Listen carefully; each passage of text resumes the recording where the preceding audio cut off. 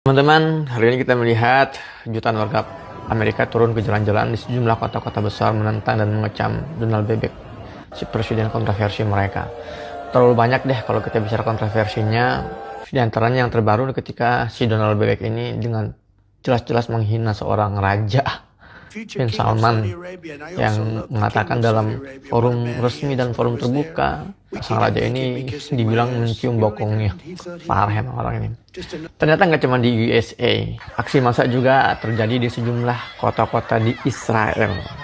Intinya mereka ini nggak kuat menghadapi serangan-serangan balasan Republik Islam Iran, dan para warga ini memaksa agar si Netanyahu ini menyetujui persyaratan Iran untuk menghentikan serangan sekarang juga. Teman-teman, kalau kita pikir-pikir, peristiwa-peristiwa hari ini itu ada hal-hal yang perlu kita bahas. Dulu kita sering dininabobokan oleh kisah-kisah ajaib kehadiran para malaikat berbaju putih dalam peperangan antara hak dan batil misalnya, yang konon membantu pasukan kaum muslimin melawan pasukan kufar.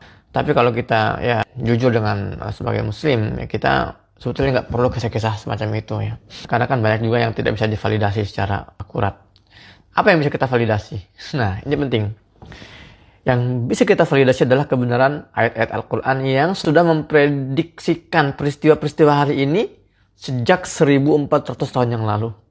Contoh gini, aksi jutaan massa di Amerika dan Israel yang turun ke jalan-jalan itu sendiri sudah membuktikan dan memvalidasi paling tidak ya, sedikitnya 3 kebenaran ayat-ayat Al-Quran. Pertama, Al-Anfal ayat 30, Al-Hasyr ayat 14, An-Nisa ayat 104.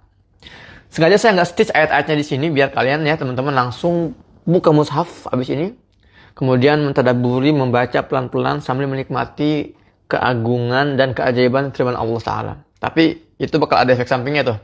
Kalian akan senyum-senyum sendiri sambil merasakan eskalasi dan peningkatan iman dalam dada kita. Tapi untuk kalian, dalam konten singkat ini saya akan bahas satu aja deh di antara 3 poin tersebut. Al-Anfal ayat 30 dan kaitannya dengan peristiwa ini. Teman-teman, tujuan Amerika dan Israel sejak awal ketika mereka menyerang Iran itu ada 3 poin setidaknya.